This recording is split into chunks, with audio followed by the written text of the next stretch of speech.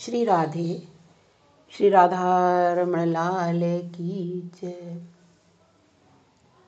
तो आज मैं आपको कार्तिक में जो महिलाएं तुलसी की पूजा करती हूँ उसकी महत्ता बता रही हूँ कि कार्तिक महीने में एक बुढ़िया जो थी वो तुलसी को सींचा करती थी, उसकी पूजा किया करती थी और कहती थी, हे तुलसी माता सत की दाता, मैं तेरा बिरला सींचती हूँ।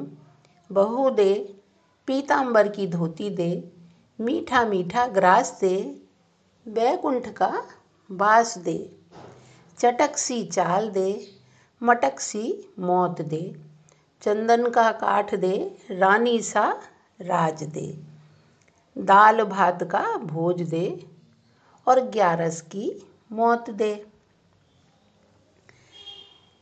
कृष्ण जी का कंधा दे। जब तुलसी माता यह सुनकर सूखने लगी, अब वो तो बुढ़िया रोज आती और तुलसी का बिरला सींचती और तुलसी माता से अपनी इतनी सी बात कह के चली जाती। अब कई दिन बीत गए और तुलसी माता सूखने लगी, तो भगवान ने उनसे पूछा कि हे तुलसी, तू क्यों सूख रही हो? तुलसी माता ने कहा कि एक बुढ़िया रोज आती है और रोज यही बात कहकर चली जाती है कि मैं सब बात तो उसकी पूरी कर दूंगी, जो भी उसने कुछ मांगा है मैं उसे सब दे दूंगी, लेकिन मैं कृष्ण का कंधा कहाँ से लाऊंगी?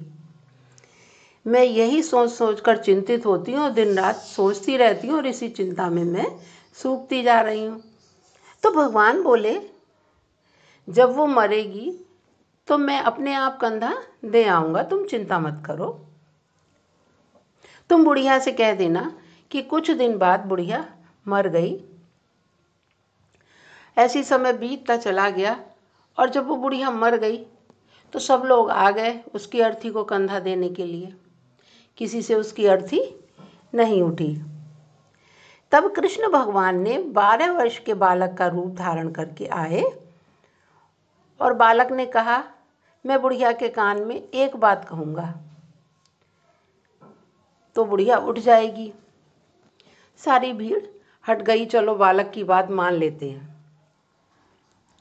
और बालक ने बुढ़िया के कान में कहा, मन की निकाल ले, पीतांबर की धोती ले, मीठा मीठा ग्रास ले, चटक सी चाल ले, पटक सी मौत ले और कृष्ण का कंधा ले।